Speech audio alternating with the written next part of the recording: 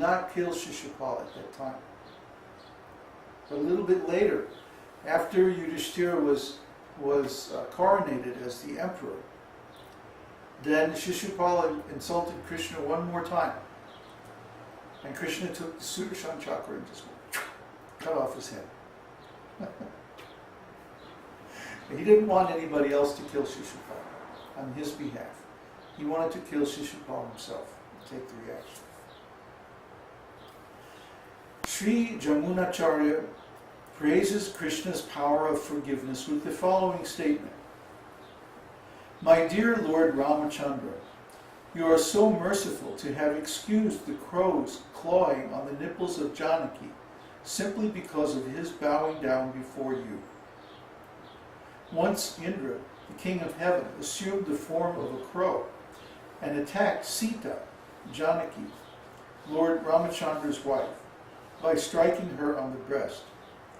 This was certainly an insult to the universal mother, Sita, and Lord Ramachandra was immediately prepared to kill the crow. But because later on the crow bowed down before the Lord excused his offense. Sri Jamunacharya further says in his prayer that the forgiving power of Lord Krishna is even greater than that of Lord Ramachandra. Because Shishupala was always in the habit of insulting Krishna, not only in one lifetime, but continually through 3 lifetimes. Still, Krishna was so kind that he gave Shishupala the salvation of merging into his existence. From this we can understand that the goal of the monist to merge into the effulgence of the Supreme is not a very difficult problem. Persons like Shishupala, who are consistently inimical to Krishna, can also get this liberation. Yeah. So this kind of liberation is offered even to the demons, even to the offensive rascals. So why should we be very interested in this? There are 5 kinds of liberation. To live on the same planet as the Lord, to have the similar opulences as the Lord, to have a similar bodily form as the Lord, to always be associated with the Lord, and the 5th one is to merge into his existence. This last kind of liberation is never accepted by the devotees. They don't want that. Because that means the end of individual existence, the end of devotional service, the end of love, the end of relationship with Krishna, the end of everything. So naturally a devotee is not going to accept that. Because a devotee's joy and energy for living all come out of his relationship with Krishna. He wants to be in association and serve Krishna. And so he'll accept going to the planet of Krishna, or even if he goes to the Vaikunthas, he'll accept having a similar bodily form as Krishna, or having similar opulences as Krishna. But he'll never accept to merge into Krishna. That's the last thing we want. I mean, literally, the last thing. We don't want it at all. So when we see the monists, the Buddhists and the Mayavadis and people like that, yogis, some of them, wanting to merge into the Lord, to become one with the Lord. See, they're ignorant. They don't realize that this means the end of their existence as a separate entity. They don't understand that oneness is ontologically equivalent to nothingness. You see? Actually, it takes not only duality, but it takes 3 entities to have consciousness. The subject, the person who's conscious. The object, the thing they're conscious of. And the relationship between them. I'm here and the camera is over there. So I can see the camera. I'm conscious of the camera. If I became one with the camera, I wouldn't be able to see anything. You see? Just like my eyeball cannot see itself. My eyes can't see themselves. They can only see things outside. So if my eye was to merge with the things that are outside, then I wouldn't be able to see anything. Similarly, consciousness can only exist by virtue of its difference with other things. So because we are different and individual from all other entities, therefore we can be conscious of them, either through the senses or directly through spiritual consciousness. So these three things have to be there. These rascal Mayavadis, they don't understand this. They think they're very intellectual, and they pride themselves on their knowledge of grammar and so many things. But this is superficial. They actually don't understand the essence of all knowledge, which is knowledge of the spirit soul and our relationship with Śrī Kṛṣṇa. This is Bhakti Yoga. And that's what's being described here. We want to know, who is Krishna? What kind of a person is he? What kind of personal qualities does he have? What are his different activities and moods? What is he like? What is he not like? We want to know who is Krishna, so that we can have a relationship with Krishna. Just like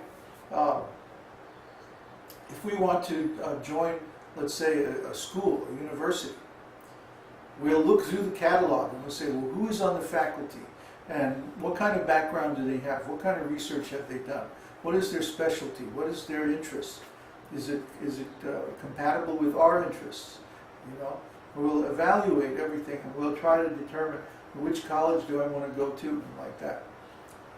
So when we want to go to the spiritual world, we also want to know about the different personalities of Godhead, the different expansions of Krishna. What are their qualities? What are their moods? What kind of a relationship can we have with them? What kind of service can we do for them? And this is all given here in Nectar of Devotion. So first we're understanding the qualities of Śrī Kṛṣṇa. And then we'll begin to talk about the different types of relationship that we can have with him. So this is all very systematic. And we're going step by step towards understanding the complete science of devotional service. Well, the next one is number 26, grave. A person who does not express his mind to everyone, or whose mental activity and plan of action are very difficult to understand, is called grave. After Lord Śrī Kṛṣṇa had been offended by Brahma, Brahma prayed to him to be excused. But in spite of his offering nice prayers to Krishna, Brahma could not understand whether Krishna was satisfied or still dissatisfied. In other words, Krishna was so grave that he did not take the prayers of Brahma very seriously. Another instance of Krishna's gravity is found in connection with his love affair with Radharani. Krishna was always very silent about his love affairs with Radharani, so much so that Baladev, Krishna's elder brother and constant companion, could not understand the transformations of Krishna on account of his gravity. So you see, Krishna, well, we already know, Krishna is very grave. He doesn't always speak. When he does speak, he speaks very beautifully. But most of the time, Krishna doesn't speak. He remains silent. He wants to see, how are we going to approach him? So he gives us an enormous scope. Let's see, what are you going to do?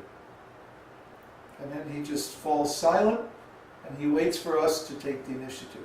He waits for us to make the first move. And then based on that, he'll respond. And so on. So it's very interesting how Krishna's character is like this. He prefers to remain almost passive. That he waits to see how we are going to treat him, or how we are going to approach him. And then he responds. This is called gravity. Gravity means that his plan or his intention remains secret, confidential. Krishna's plan is not known, or his mood sometimes is not known even by Balaram. Balaram is his first expansion. So if Balaram doesn't know, then who's going to know? So if Krishna seems mysterious. That's all right. It's his right to be mysterious. I mean, after all, who can understand Krishna? He can expand himself in thousands and millions of forms, as many as there are living entities. He can make these universes appear and disappear in a moment. So what can we understand about Krishna's mind? If we were to encounter Krishna, it would blow our minds. I'll tell you about an experience I had one time. One time I was meditating on this question: how does the world appear from God's point of view? It's a pretty audacious question. But I was curious. I wanted to know, how does he see us? How does he